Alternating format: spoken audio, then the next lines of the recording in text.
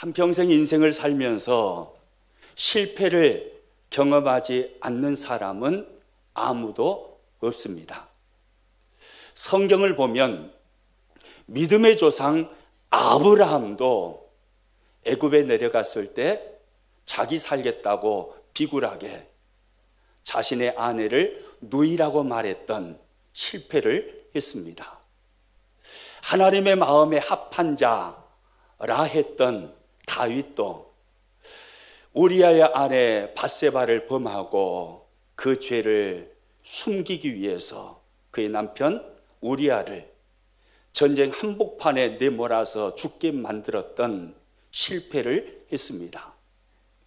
예수님의 제자들 중에 가장 탁월했던 수제자 베드로 역시 예수님을 3번이나 모른다고 부인했던 실패를 했습니다. 이 땅을 살아가는 사람들 중에 실패를 경험하지 않는 사람은 아무도 없습니다. 우리 또한 마찬가지죠. 삶을 살다 보면 사업에 실패할 때가 있습니다. 자녀 교육에 실패할 때가 있습니다. 인간관계에 실패할 때가 있습니다. 그리고 영적 전쟁에서 실패할 때도 있습니다. 우리 모두는 실패를 경험하면서 살아가는 사람들입니다. 그러나 모든 실패가 우리 인생에 다 해롭고 유익하지 않은 것만은 아닙니다. 이런 말이 있잖아요. 실패는 성공의 누구라고 합니까? 그래요. 실패는 성공의 어머니라고 그러잖아요. 특히 하나님의 사람들인 우리는 실패를 통해서 내 자신을 깊이 돌아보게 됩니다. 실패와 실수 속에서 더욱 낮아지고 겸손을 배우게 되죠. 실패와 실수 때문에 하나님을 영적으로 더 갈망하고 하나님을 더욱 의지하게 되어집니다. 성경 인물이나 교회사 인물들 중에 그리고 인류 역사 속에 탁월하고 위대하게 쓰임받은 사람들의 공통점이 있다면 그들은 한결같이 많은 실패를 했던 사람들이었습니다. 이번에 미국의 46대 대통령으로 당선된 바이든 역시 2번 실패하고 3번째에 대통령이 되었다 하지 않습니까? 모두에게 실패는 있습니다. 오늘 본문에 보면 이스라엘 백성들 역시 실패를 통해서 더 큰 은혜를 누리고 있는 것을 우리가 보게 됩니다. 오늘 본문은 그때에 라는 단어로 시작이 됩니다. 오늘 보면 30절 같이 읽습니다. 그때에 여호수아가 이스라엘의 하나님 여호와를 위하여 에발산에 한 제단을 쌓았으니 그때에 여호수아가 이스라엘 백성들을 이끌고 에발산에 가서 하나님께 단을 쌓았다라고 말씀합니다. 여기서 그때에라는 것은 아이성 전투에서 승리한 후에 이때를 말하는 것입니다. 아이성 전투에서 한 번 실패하고 그리고 다시 그들이 회개한 후에 아이성 전투에서 승리하고 그리고 그들이 하나님 앞에 제단을 예배를 하나님께 드렸다라는 말씀입니다. 우리가 잘 알고 있는 것처럼 이스라엘 백성들은 광야 40년의 세월을 마치고 요단강을 건너서 가나안 땅에 입성하였습니다. 길갈에서 영적 무장을 새롭게 하고 그리고 가나안에서 가장 견고하고 가장 무서운 무기를 가지고 있고 초롱성 같았던 그 성인 무슨 성이죠? 여리고성. 첫 번째 만났던 여리고성을 오직 하나님의 역사하심과 하나님의 은혜로 여리고성을 정복하였습니다. 하나님 은혜로 되어진 일이었습니다. 그들은 어떻게 할 수 없었습니다. 그래서 하나님만 바라보았습니다. 철저하게 하나님의 말씀에 순종했습니다. 그때 그들에게 주어진 것이 여리고성 정복이라는 놀라운 승리였습니다. 여리고성을 정복하고 나서 그들의 마음이 얼마나 감격이 되었을까요? 내친김에 여호수아는 곧바로 아이성 전투에 몰입합니다. 여리고성에 비해서 아이성은 작은 성이었습니다. 인구는 1만 2천 명. 그래서 무시가 되는 것입니다. 3천 명의 군사를 이끌고 아이성을 정벌하기를 원했습니다. 그런데 여지없이 아이성 전투, 첫 번째 전투에서 참패를 하게 되죠. 우리가 잘 알고 있는 것처럼 그 이유는 아간의 범죄 때문이었습니다. 하나님께서 결코 취하지 말라고 했던 그 물건을 도둑질하여서 아간이 범죄하였기 때문에 아이성 첫 번째 전투에서 실패한 거죠. 그런데 성경을 자세히 보면 더 근본적인 이유가 있습니다. 아이성 전투에서 첫 번째 실패했던 더 근본적인 이유, 그것은 그들의 자만이었습니다. 여호수아와 이스라엘 백성들의 자만. 여리고성 정복 후에 그들은 하나님을 예배하지 않습니다. 하나님을 망각해 버렸습니다. 하나님을 잊어버렸습니다. 그들의 자만이지요. 여리고성 전투를 앞두고서는 오직 하나님만 바라보았습니다. 하나님을 의지했습니다. 그런데 승리가 그들에게 주어지자 하나님을 생각지 않은 것입니다. 까마득히 하나님을 잊어버렸습니다. 그 결과로 아이성 첫 번째 전투에서 비참하게 패배하게 된 것입니다. 여러분, 우리도 신앙생활 하다 보면 그런 누를 범할 때가 있습니다. 힘들고 어려운 환경 가운데서는 하나님을 간절히 찾습니다. 새벽 예배 한 번도 안 하던 양반이 갑자기 새벽 예배를 나옵니다. 뭔가 좀 이상한 거예요, 지금요. 새벽 예배를 갑자기 나와서 새벽 제단을 막 쌓기를 시작합니다. 영적으로 갈급하기 때문에 성경을 많이 봅니다. 그리고 예배 시간에 충성스럽게 하나님을 예배하는 사람이 됩니다. 그런데 하나님께서 응답하시고 승리를 주셨을 때 취업 문제가 해결됐습니다. 진급 문제가 해결됐습니다. 사업 문제가 해결됐습니다. 대학 진학의 문제가 해결됐습니다. 그때 우리가 범하기 쉬운 실수, 실패가 뭐냐면 하나님을 잊어버리는 것입니다. 그 승리에 도취되어서 그 일을 행하신 하나님을 까마득히 잊어버리고 하나님의 품을 조금씩 떠나가는 것입니다. 안타까운 모습이죠. 조금씩 하나님 품을 떠나갈 때 결론은 뻔하지요. 하나님 앞에서 값비싼 대가를 언젠가는 치르게 되는 것입니다. 오늘 본문에 보면 이스라엘 백성들이 그러죠. 아이성 전투를 앞두고 그들은 여리고성을 무너뜨리신 하나님을 잊어버렸습니다. 하나님을 예배하지 않았습니다. 그 결과 그들은 값비싼 대가를 치르게 되었습니다. 오늘 본문이 여호수아 8장이죠. 여호수아 6장에 가서 보면 여리고성 전투를 기록하고 있습니다. 여호수아 6장 전체가 그렇습니다. 그리고 여호수아 6장 다음에 몇 장이 나오죠? 7장이 나오죠. 7장 1절에는 아간의 도적질에 대해서 간단하게 기록을 합니다. 그리고 1절이 지났으니까 몇 절 나와야 됩니까? 다음에 2절이 나와야 합니다. 2절에 여리고성 승리로 끝났으니까 2절에서 여호수아와 이스라엘 백성들이 함께 일어나서 하나님을 기뻐하고 하나님을 찬송하고 이 승리를 주신 하나님을 경배하고 하나님을 예배했어야 하는데 성경을 아무리 찾아봐도 그들이 그렇게 했다라는 기록이 없습니다. 7장 2절은 이렇게 기록하고 있습니다. 같이 한번 읽습니다.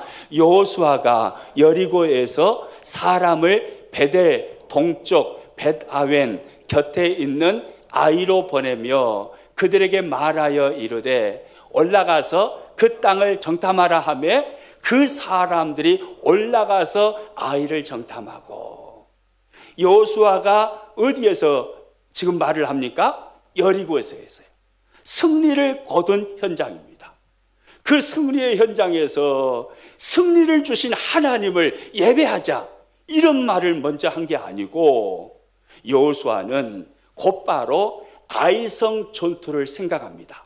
그래서 정탐꾼을 파송하고 아이성 전투를 시작을 하게 되죠. 하나님을 잊어버린 것입니다. 하나님을 예배하지 아니함으로 그들은 실패를 하게 된 것입니다. 그래서 이 실패를 경험한 여호수아와 이스라엘 백성들은요, 오늘 본문에 와서 보니까 아이성 전투에서 재차 회개하고 다시 전쟁을 함으로 승리를 거둔 다음에 여호수아 이스라엘 백성들은 에발산에 가서 하나님 앞에 제단을 쌓았다라고 이렇게 기록하고 있지요. 오늘 본문 30절 말씀 다시 한번 읽습니다. 그때에 여호수아가 이스라엘의 하나님 여호와를 위하여 에발산에 한 제단을 쌓았으니, 실패를 통해서 배운 것입니다. 우리가 하나님을 예배하지 않았더니 우리가 이런 값비싼 대가를 치렀구나. 하나님을 잊어버린 것에 대하여 회개하고 승리를 거둔 다음에 그들은 곧바로 하나님 앞에 나가서 제단을 쌓고 하나님을 예배한 것입니다. 여호수아와 이스라엘 백성들은 깨닫게 된 거예요. 전쟁보다 더 중요한 것은 하나님께 예배하는 것이라는 것을요. 하나님을 예배하는 것이 가장 소중하고 가장 우선되어야 할 일이고 승리의 비결이라는 것을 그들은 깨닫게 된 것입니다. 아이성 전투가 끝난 다음에요, 이스라엘 백성들이 승리를 거두니까 이제 가나안 7족속들이 바짝 긴장을 하게 됩니다. 그래서 가나안에 있는 왕들이요 연합을 합니다. 전쟁을 대비하는 거죠. 이스라엘 사람들이 홍해를 건너서 광야로 왔고, 그리고 요단강을 건너서 가나안 땅에 들어왔는데 그 경관 여리고성을 무너뜨려 버리고 아이성까지 이겨버린 것입니다. 그 소식을 듣고요, 가나안의 수많은 왕들이요 함께 모여서 연합군을 조직을 합니다. 그리고 전쟁에 대비하는 것입니다. 오늘 본문이 여호수아 8장이잖아요. 9장 1절과 2절 말씀을 보면 성경이 이렇게 말씀하고 있어요. 같이 한번 읽습니다. 이 일 후에 요단 서쪽 모든 왕들이 이 일을 듣고 모여서 일심으로 여호수아와 이스라엘에 맞서서 싸우려 하더니, 이 일 후에라는 것은 이스라엘이 아이성 전쟁에서 승리한 후입니다. 승리한 후에 가나안 땅에 있는 왕들이 바짝 긴장을 한 겁니다. 그래서 모든 왕들이 이 일을 듣고 모여서 일심으로 여호수아와 이스라엘에 맞서서 싸우려고 준비를 하는 거예요. 연합군을 형성하는 것입니다. 군대를 만들어 놓았습니다. 그런데 이때에 여호수아는 전쟁을 하는 게 아니고 뭘 했다고요? 하나님 앞에 제단을 쌓고 예배를 했습니다. 전쟁에서 지친 이스라엘 백성들을 이끌고 에발산으로 가서 거기서 하나님 앞에 제단을 쌓은 것입니다. 여러분, 에발산은요 아이성에서 거리가 48km나 됩니다. 48km를 이틀 꼬박 걸어서 이스라엘 백성들을 끌고 가서 거기서 하나님 앞에 제단 쌓고 예배를 드리는 것입니다. 여러분, 이것은요 전략적으로나 전술적으로나 아주 무모하고 위험한 일입니다. 여러분, 한번 생각해 보세요. 이스라엘 백성들이 전쟁을 하다가 지쳐 있어요. 그 지친 몸을 이끌고 이틀 동안 걸어갑니다. 그리고 에발산 계곡으로 들어갑니다. 그러면 만약에 가나안 연합군들이 에발산 그쪽에다가 매복군들을 다 숨겨놓고 이스라엘 백성들이 계곡으로 싹 들어갈 때 한꺼번에 오르르 몰려와가지고 덮쳐버리면 전쟁 끝나는 거잖아요. 그러니까 지금 전략적으로 전술적으로 너무너무 무모하고 위험한 일을 여호수아가 하고 있는 것입니다. 그럼에도 불구하고 이 사실을 모를 리가 없는 여호수아가 먼저 에발산으로 이스라엘 백성들을 이끌고 하나님 앞에 제단을 쌓는 것입니다. 왜 그러겠습니까? 하나님께 예배하는 것이 가장 중요하고 가장 소중한 일인 것을 아이성 첫 번째 전투에서 실패하고 그들이 깊이 깨달았기 때문입니다. 탁월한 전략과 전술보다 하나님과의 관계가 더 중요하다는 것을 그들이 알게 된 것입니다. 경관 요새를 세우는 것보다 하나님께 예배하는 것이 이것이 더 중요하다는 것을 그들이 알게 된 것입니다. 그렇기 때문에 그들은요, 그 위험을 무릅쓰고서라도 이스라엘 백성들을 이끌고 여호수아는 에발산에 가서 하나님을 예배하게 된 것입니다. 여러분, 그런데 좀 이상한 것이 있어요. 예배하는 것 이 한 가지가 단순한 이유였다면 뭐 하려고 그들은 48km나 걸어가서 에발산에서 하나님을 예배했을까요? 굳이 그럴 필요가 없잖아요. 아이성 전투에서 승리했으니까 그 아이성 승리한 자리에서 그냥 하나님을 기뻐하고 하나님을 찬양하고 하나님을 예배했으면 됐잖아요. 그런데 굳이 그들은요 48km나 이틀 동안 걸어가서 에발산에서 하나님께 제단을 쌓고 예배를 합니다. 왜 그랬을까요? 그것은요 하나님께서 모세를 통해서 말씀하신 이 말씀 때문입니다. 신명기 27장 4절 5절입니다. 너희가 요단을 건너거든 내가 오늘 너희에게 명령하는 이 돌들을 에발산에 세우고 그 위에 석회를 바를 것이며 또 거기서 내 하나님 여호와를 위하여 제단 곧 돌단을 쌓되 그것에 새 연장을 대지 말지니라. 여러분 이 말씀을 잘 봐보세요. 너희가 어디를 건너거든요? 요단을 건너거든 가장 먼저 하나님께서 뭐 하러 갑니까? 어디 산에 가가지고요 에발산에 가서 거기서 하나님께 제단을 쌓으라고 말씀하셨습니다. 그런데 요단을 건넌 후에 여호수아와 이스라엘 군대가 이 일을 했습니까? 안 했습니까? 일을 안 한 거예요.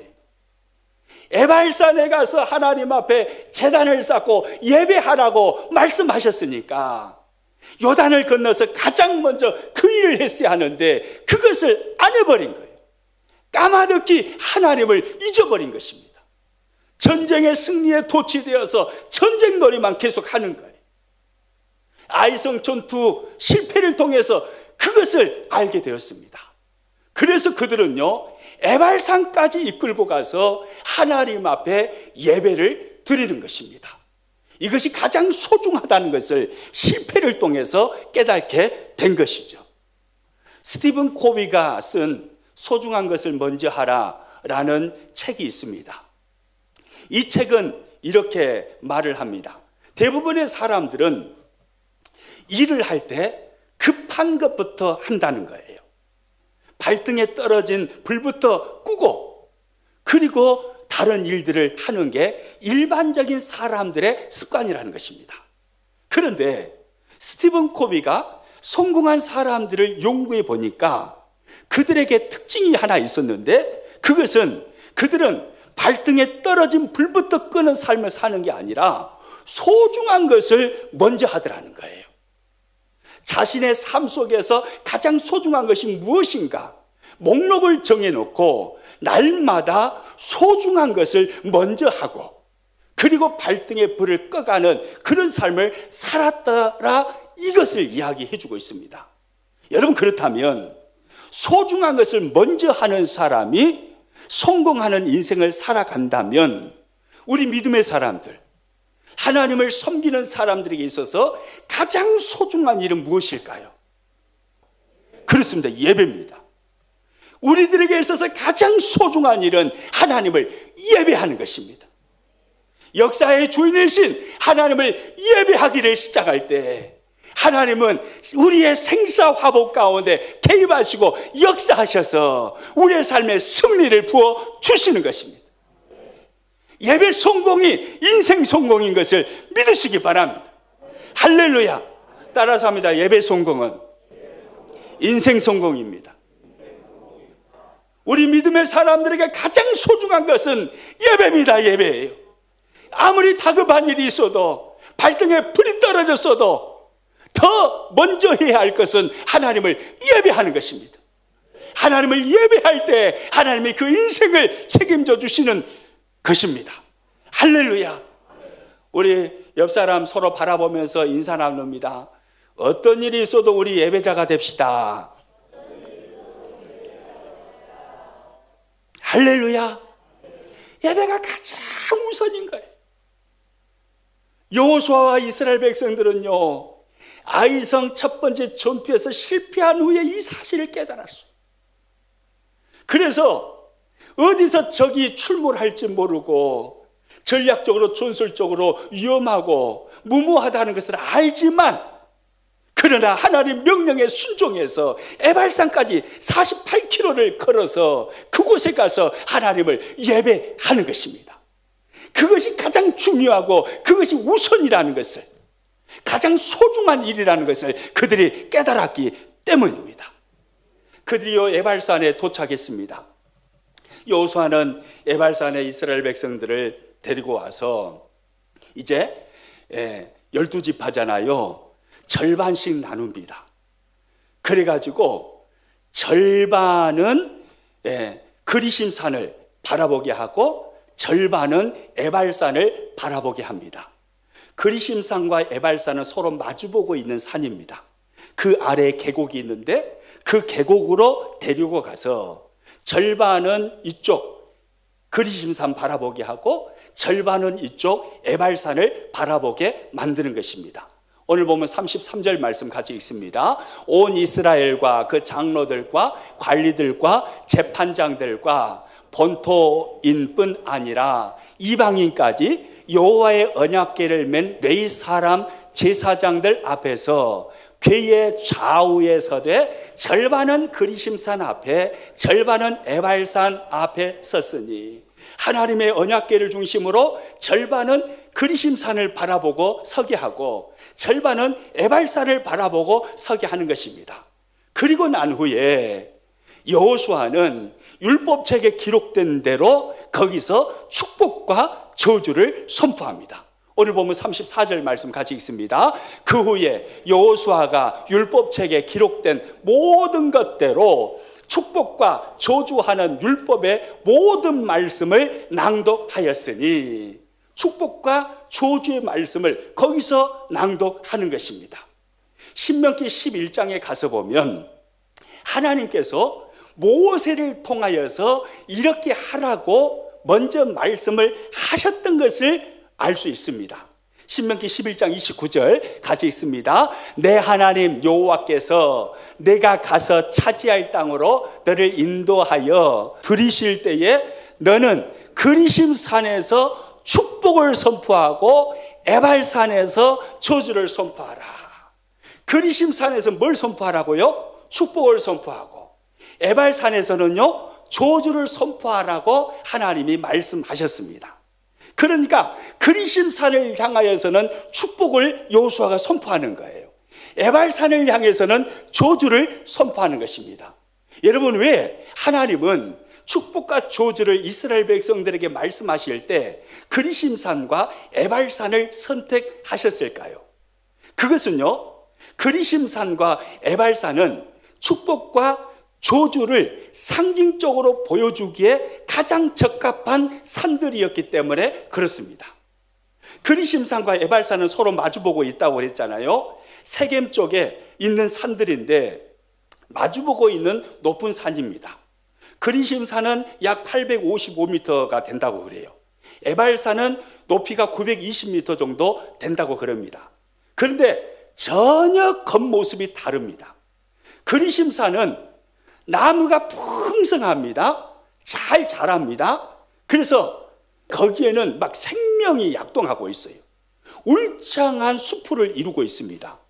똑같은 지역인데 참 이상합니다. 그런데 계곡 하나 딱 건너고 반대편 산을 보면 완전히 민둥산이에요.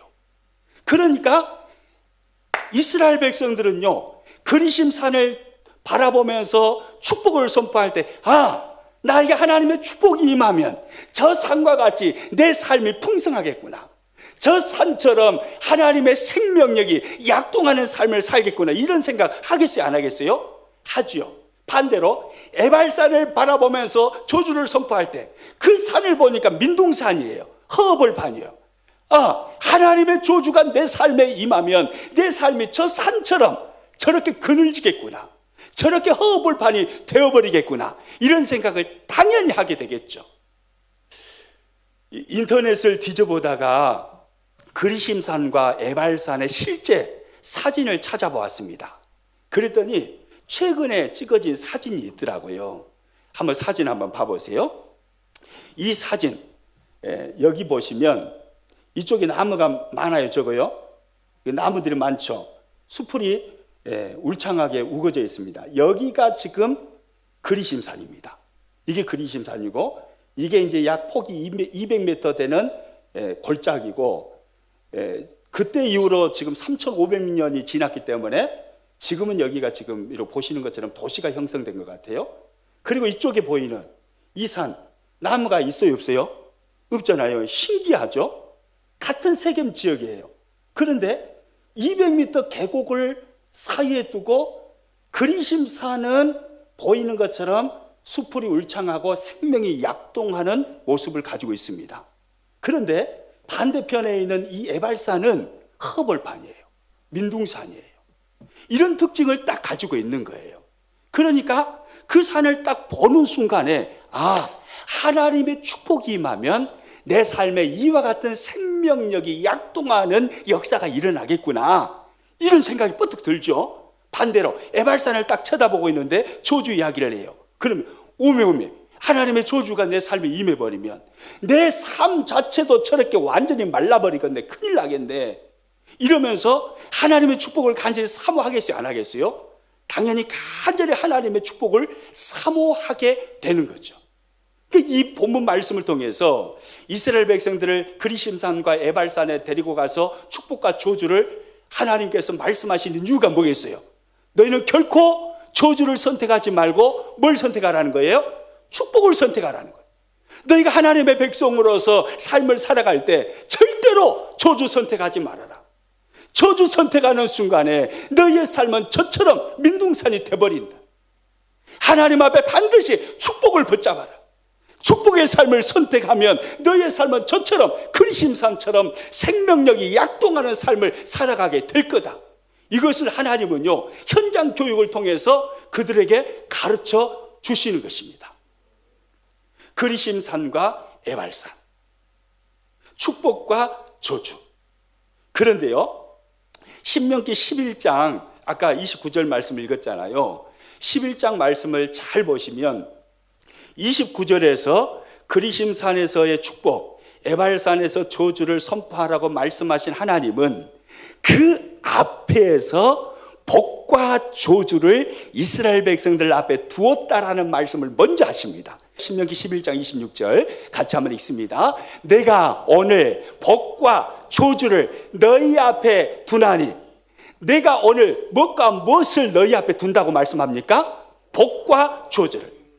복의 주인이신 하나님께서, 인생의 생사화복을 주장하시는 역사의 주인이신 하나님께서 복과 저주를 이스라엘 백성들 앞에 둔다, 이 말입니다. 이 말씀은 하나님의 마음이 이스라엘 백성들이 복을 선택하기를 원하는 걸까요? 저주를 선택하기를 원하는 걸까요? 복을 선택하기를 원하는 거죠.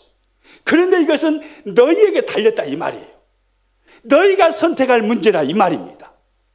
복과 저주를 내가 너희 앞에 두었으니 너희가 복을 선택하고 너희가 저주를 선택할 수 있다 이 말입니다. 그러면서 실제로 그림을 쫙 보여주는 거예요. 너희가 복을 선택하면 너희의 인생은 그리심산처럼 생명력이 약동하는 인생이 될 것이고, 너희가 저주를 선택하는 순간 너희의 삶은 에발산처럼 깡깡 메말라버린 그늘진 인생을 살게 될 거라는 것을 그림으로 쫙 두 산을 비교해 가면서 하나님이 설명해 주시는 것입니다. 선택은 너희에게 있다 이 말입니다. 대단히 중요한 이야기입니다. 하나님은 복과 저주를 하나님의 백성들 앞에 두시고 선택권은 누구에게 맡기셨어요? 우리들에게 맡기셨어요. 이스라엘 백성들에게 맡기셨습니다. 여러분, 오늘날도 마찬가지입니다. 하나님께서 예수 그리스도 안에서 우리를 구속하여 주셨습니다. 하나님의 백성 삼아 주셨습니다. 그리고 원리를 말씀하십니다. 내가 복과 저주를 너희 앞에 두었다. 너희는 선택해라 이 말입니다.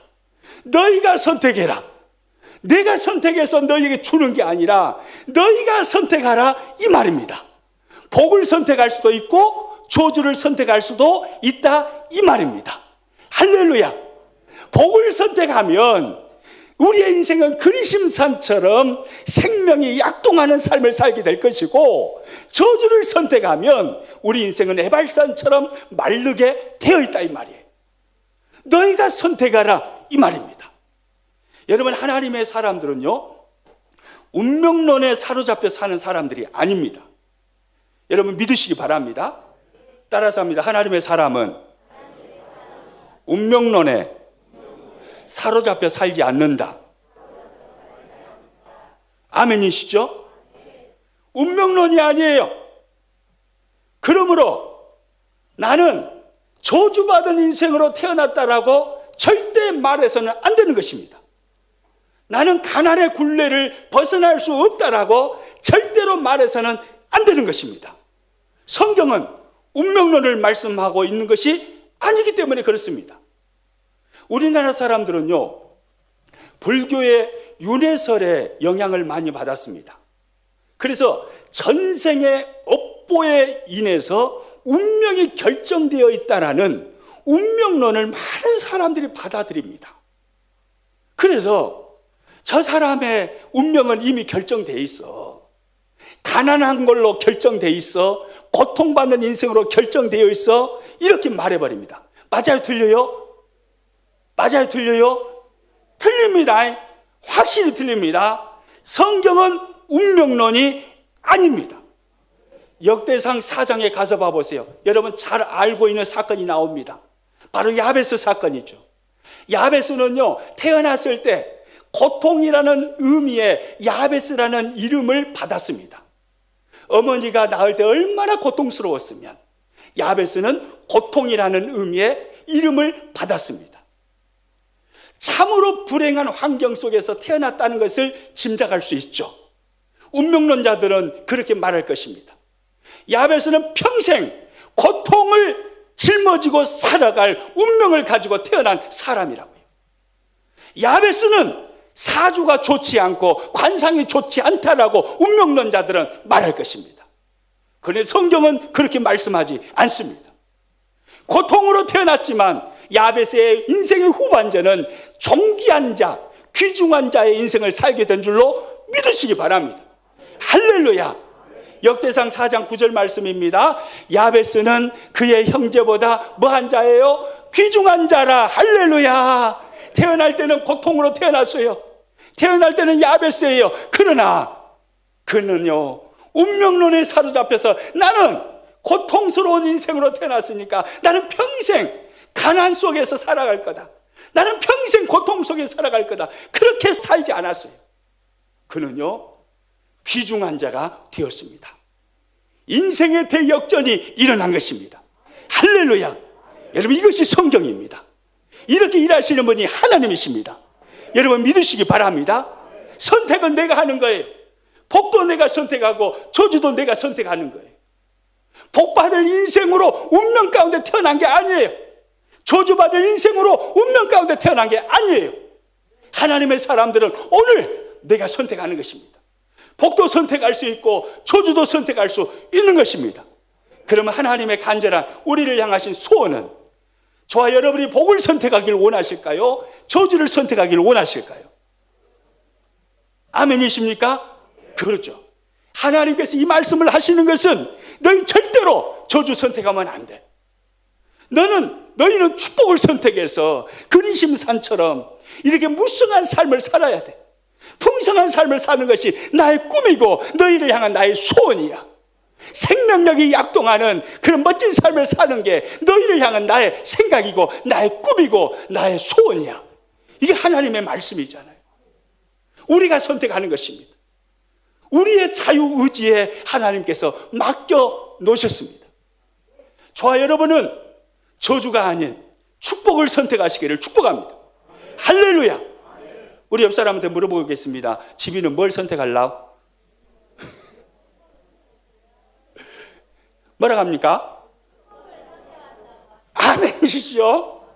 그래요. 우리는요 복을 선택해야 돼요. 축복을 선택해서 그리심산처럼 생명력이 약동하고 풍성한 삶을 살아가는 사람이 되어야 하는 것입니다. 그래서 축복의 통로가 되어서 수많은 사람들에게 하나님의 복을 전달해주고 하나님의 나라를 세워가고 확장시켜가는 그 사명자로 멋지게 살아가야 되는 거예요. 우리를 향하신 하나님의 소원은 축복을 선택해서 그리심산이 되는 것입니다. 여러분, 그러면 축복을 선택하고 저주를 선택한다는 것은 구체적으로 어떤 의미일까요? 축복을 선택한다는 것은 구체적으로 무엇을 선택한다는 것이고, 저주를 선택한다는 것은 구체적으로 우리가 무엇을 선택한다는 것을 말하는 것일까요? 여러분, 그것은요 순종의 삶과 불순종의 삶을 선택한다는 것을 의미합니다. 무엇과 무엇이요? 순종의 삶과 불순종의 삶입니다. 하나님의 말씀을 두려워하고 하나님의 말씀을 가슴에 새기면서 한 구절 앞에 덜덜덜 떨면서 이 말씀을 살아내기 위해서 하나님의 말씀을 귀히 여기고 이 말씀 가운데 내가 삶을 살아내기 위해서 순종을 선택해서 그 말씀을 삶 가운데서 살아내려고 하는 그 사람이 곧 축복을 선택하는 것입니다. 그런데 하나님의 백성으로 부름받았지만 성경을 무시해버려요. 하나님의 말씀을 무시해버려요. 그러면서 하나님 말씀에 불순종해버려요. 이것은 내가 지금 저주를 선택하고 있는 것입니다. 신명기 11장 27절 28절 보면 정확하게 그 말씀을 해요. 같이 한번 읽습니다. 너희가 만일 내가 오늘 너희에게 명하는 너희의 하나님 여호와의 명령을 들으면 뭐가 돼요? 복이 될 것이요. 너희가 만일 내가 오늘 너희에게 명령하는 도에서 돌이켜 떠나 다른 신들을 따르면 뭘 받아요? 저주를 받으리라. 그러니까 신명기 11장 26절에서 29절까지 말씀을 쭉 연결해서 살펴보면 그런 거예요.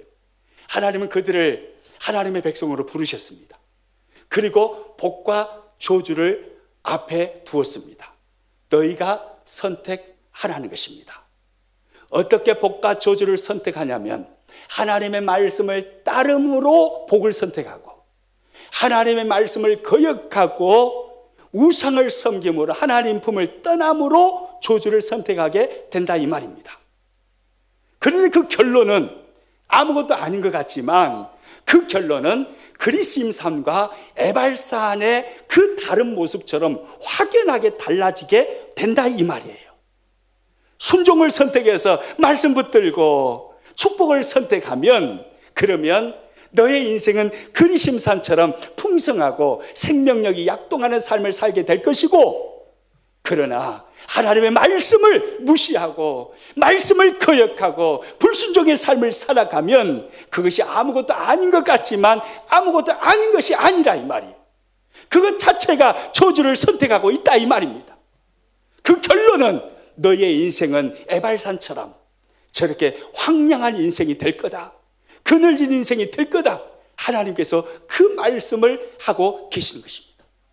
그래서 여호수아는요 에발산으로 데려가서 예배 제단을 하나님 앞에 쌓고 번제와 화목제를 드리면서 하나님을 예배하면서 그리심산과 에발산을 보여주고 하나님 앞에 순종을 선택함으로 그리심산처럼 이스라엘 백성들의 미래가 생명이 약동하는 삶을 살아가기를 원하는 것입니다.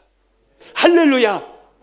여러분, 우리 평안교회 식구들이 바로 이런 은혜를 누리시기를 축복합니다. 아멘이시죠?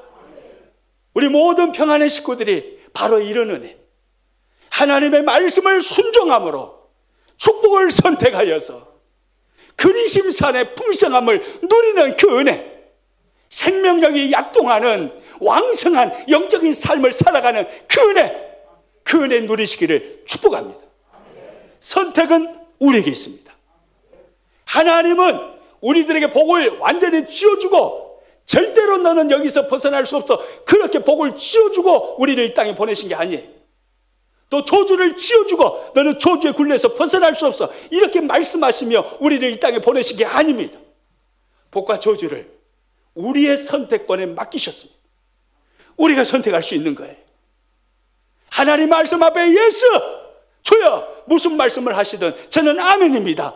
주의 말씀 앞에 예스하고 사탄의 어떤 유혹과 속삭임 앞에서도 노라고 대답하면서 하나님 앞에 순종을 선택하는 순간 우리 인생은요, 그리심산이 되는 것입니다. 그런데 아무것도 아닌 것 같아도 하나님의 말씀을 소홀히 여기고 무시하고 하나님 말씀에 불순종하기 시작할 때 그것이 하나 쌓이고 두 개 쌓이고 세 개 쌓이고 쌓여가다 보면 결국은 우리 인생이 예발산처럼 민둥산이 되어버린다, 이 말이에요. 인생은 선택입니다. 여러분, 무엇을 선택하기를 원하십니까? 무엇을 선택하시겠습니까? 그리심산입니까? 에발산입니까? 나는 신앙의 몇 대기 때문에 나는 복을 타고나서 착각하지 마세요. 선택은 우리에게 있습니다. 나는 신앙생활 60년, 70년 했으니까 나는 대충 살아도 나는 복을 받게 돼 있어, 착각하지 마세요. 목사라는 직분을 가졌으니까 대충 주님을 섬겨도 하나님이 내 자녀들에게 복을 줄 거다, 착각하지 마세요. 선택은 오늘 우리들에게 맡겨놓으신 겁니다. 내가 무엇을 선택할 것인가? 순종을 선택할 것인가? 불순종을 선택할 것인가? 이것이 내 인생의 미래의 그리심산과 에발산을 만들어 버리는 것입니다. 할렐루야. 선택은 우리에게 있습니다. 우리 서로 옆 사람 보면서 이렇게 이야기합니다. 선택은 집이한테 있다가 나요. 한 번 더 물어봅니다. 그러면 뭘 선택하려고?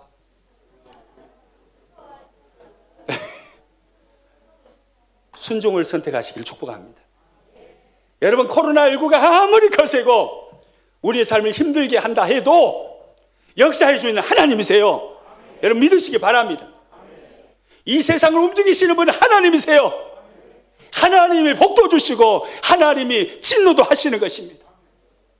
하나님의 백성들이 아무리 코로나19 때문에 힘들다 해도 하나님의 말씀 붙들고 그리심산을 살기 원하여서 순종을 선택하고 끊임없이 말씀 앞에 부들부들 떨면서 이 말씀을 살아내기 위해서 몸부림을 친다면 하나님은 코로나19가 아니라 코로나 190, 코로나 1900이 와도 하나님은요, 우리의 삶을 붙드십니다. 어떤 환경 속에서도 하나님은 우리의 삶에 그리심산의 축복을 주시는 것입니다. 우리는 이것을 믿는 사람들이 가난을 운명처럼 생각하지 마세요. 우리는요, 하나님 안에서 얼마든지 인생을 뒤집을 수 있고 역전시킬 수 있는 사람들입니다.